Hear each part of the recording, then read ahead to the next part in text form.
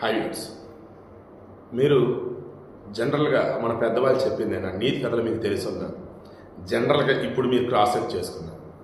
మీది కానిది మీ దగ్గరికి వస్తే వస్తువు అనుకోండి, డబ్బు అనుకోండి, మీకు ఎలా ఉండింది? అదృష్టం దొరికింది, అదృష్టం వరించిందని చెప్పేసి ఎంజాయ్ చేస్తారా? మనది కాదురా బాబు, ఇది ఎవరితో వాళ్ళకి ఇచ్చేద్దాం అనుకుంటారు.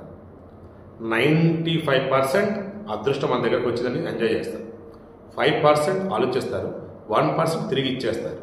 అలా ఈరోజు కేరళలో కొల్లాంలో సుమిత్ర అనబడే ఆమె, చాలామంది ఆడవాళ్ళు ఏం చేస్తారు, ఇంట్లో ఉన్నటువంటి పాత సామాన్లలో నగలు దాచుకుంటూ ఉంటారు. అలా ఈ ఇంట్లో కుక్కర్లో వాడకుండా పక్కన పెట్టిన కుక్కర్లో అక్షరాల తులన్నర, జనరల్ తులన్నర అన్నప్పుడు 15 గ్రాములు అలా ఉండేది. బట్ మనం తులం అంటే 10 గ్రాములు డిసైడ్ అయ్యారు కాబట్టి 15 గ్రాములు బంగారం.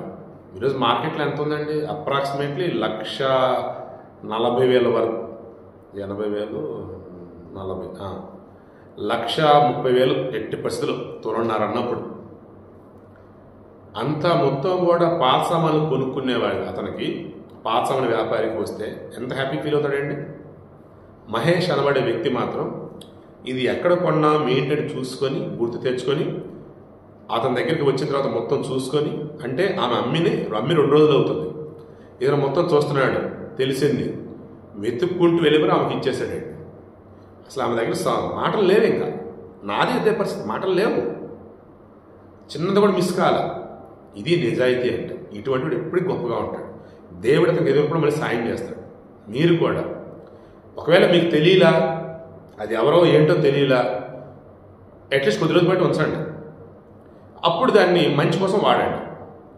ఎవరిదేంటో తెలిసిందంటే మాత్రం ఖచ్చితంగా మీ దగ్గర అయితే ఉంచుకోవద్దు, దయచేసి అది ఏదైనా సరే.